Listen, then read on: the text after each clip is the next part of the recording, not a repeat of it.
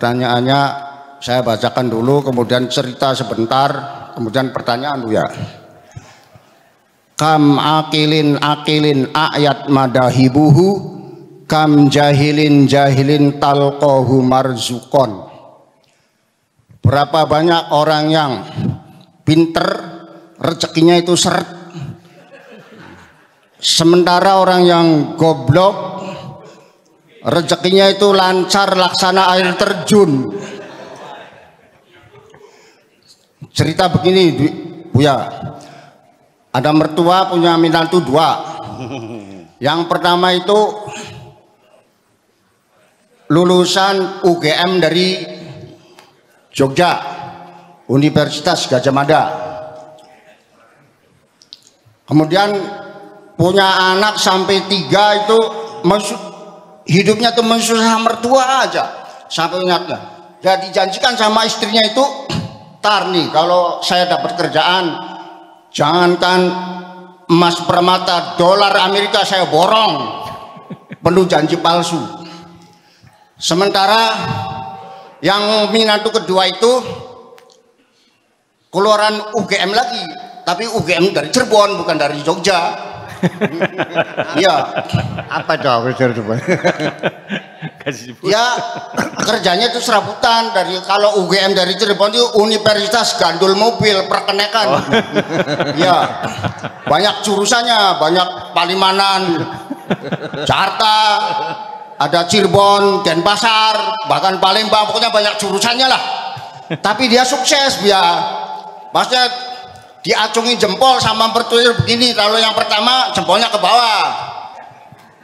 Pertanyaannya, kok Allah Ta'ala tega-teganya kepada orang yang kuliahnya sukses tapi rezekinya tuh seret? Lah sebaliknya kok begitu murahnya kepada orang yang goblok nggak sekolah malah rezekinya tuh lancar. Terima kasih Buya. Ya, baik. Oke.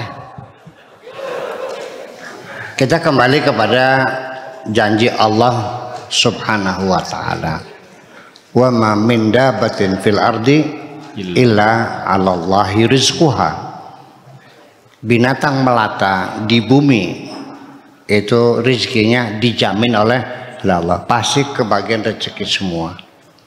Termasuk ketika salah satu biji nasi yang jatuh dari suapanmu itu yang menyebabkan engkau marah, karena Allah akan ngasih semut, ngasih makan semut. Jadi diambilin satu butir tuh dijatuhkan ke tanah, kamunya marah kan? Ya kan begitu.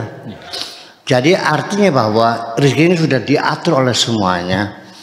Jadi kalau ada orang sampai terjadi kelaparan di dunia ini, itu jangan kita artikan Allah tidak mampu memberi rezeki, tetapi karena kejahatan kita sendiri, yaitu banyak orang rakus yang mengambil bagiannya berlebihan sehingga yang lain nggak kebagian.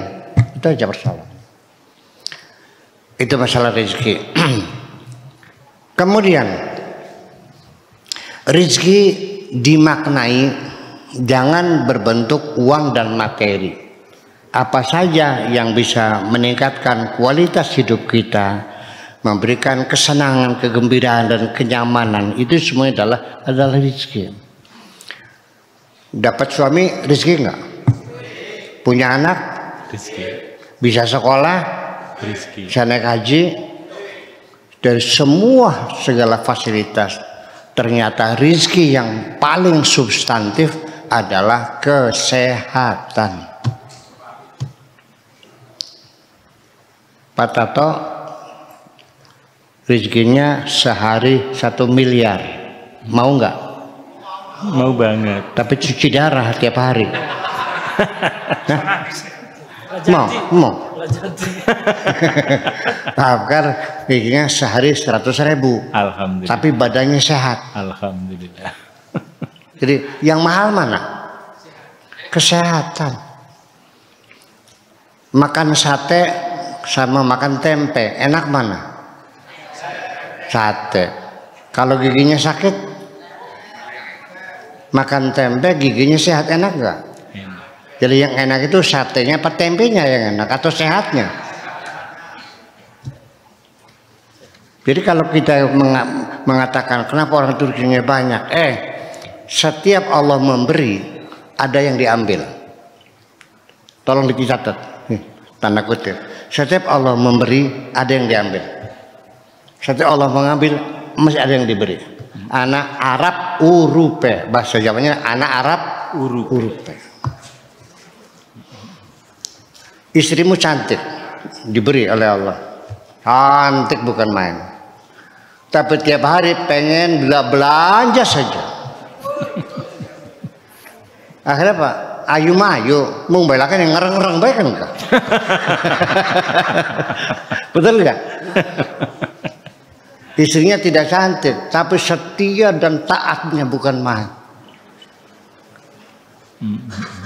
Iya kan? Jadi artinya yang paling baik adalah kesehatan. Sehingga itulah keadilan Allah.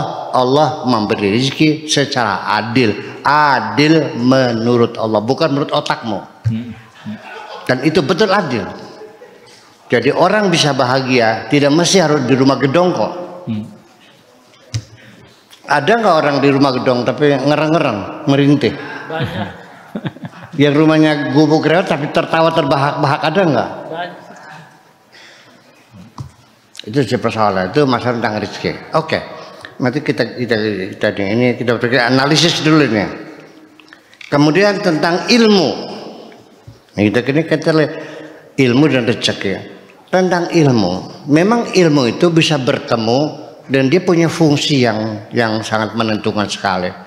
Dengan ilmu bisa meningkatkan keimanan kita, meningkatkan eksistensi kita, meningkatkan keagamaan kita. Au kama qala ta'ala fi kitabil aziz, yarfa'illahu alladhina amanu walladhina utul ilma darajat. Allah akan memberikan derajat kepada orang yang berilmu dan berilmu. Iman bisa hebat, tapi kalau tidak didukung ilmu ya segitu. Kelasnya A, kelasnya D, ya kan begitu. Kalau tamatan SMA kelasnya B, S1 C, S3 A. Jadi ilmu yang meningkatkan kualitas iman kita sendiri, termasuk meningkatkan kualitas nikmat sendiri, rezeki sendiri. Seorang dokter ahli gizi dengan ilmunya ahli gizi, dia makan apel. Man kadim tukang macun makan apel, apelnya sama. Mana nikmat yang lebih berkualitas, dokter atau man kadim? Dokter bisa karena dia tahu vitamin-vitamin apa yang terkandung di dalamnya, rasa syukurnya jauh lebih besar dari man kadim yang hanya merasakan enaknya saja. Betul nggak? Ini dari sisi ilmu meningkatkan keimanan, meningkatkan kualitas kenyamanan, rezeki, dan juga meningkatkan kemampuan seseorang mencari rezeki itu sendiri. Bisa saja orang itu kaya, ketika dia punya sawah 100 hektar, orangnya buta huruf. Dulu banyak Kaji Muzaki di kertas maya buta huruf, sawahnya 80 hektar, buta huruf bisa. Tetapi berapapun hartanya, berapapun kayanya orang yang buta huruf tanpa pengetahuan akan menghadapi kendala, tidak akan bisa melebihi level tertentu. Betul nggak? Orang buta huruf bisa nggak bikin pabrik mobil? Bisa. Bisa terbang? Bisa nggak orang buta huruf bikin perguruan tinggi? Itu jadi masalahnya. Jadi ilmu juga menentukan. Ya kelasnya kelas 1, 2, 3 lah. Tapi kalau kelas eksportir, importir, ya kan begitu. yang sangat memerlukan high technology, high skill, ya nggak mungkin dong. Kayaknya orang buta huruf, kayaknya orang yang tidak berilmu, ya akan terbatas pada level tertentu saja. Iya enggak? Orang buta huruf bisa enggak perusahaan pengembang perumahan rakyat? Nggak bisa. Yang itu aja nggak bisa sih.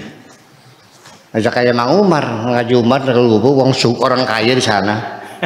Jadi orang setegal Gubuk dulu punya utang semua Maju Umar tuh. Dia nggak bisa nulis. Bapak Haji Hasan punya utang 1 juta sama dia. Nulisnya nggak bisa. Di temboknya dipasang panah, coret ke utara. Haji Hasan. Utang 1 juta dibutuh keluar 1 juta. Kaji Ibrahim mana utara, Lanat ke utara. Panahnya, nanti utangnya 2 juta 2 bulatan. Nanti kalau bayar 500 ribu dipotong separuhnya tuh, koret. Ini bulannya dipotong, berarti sudah bayar. Aneh kan? Tapi kaya dia kan? Ya segitu kayanya.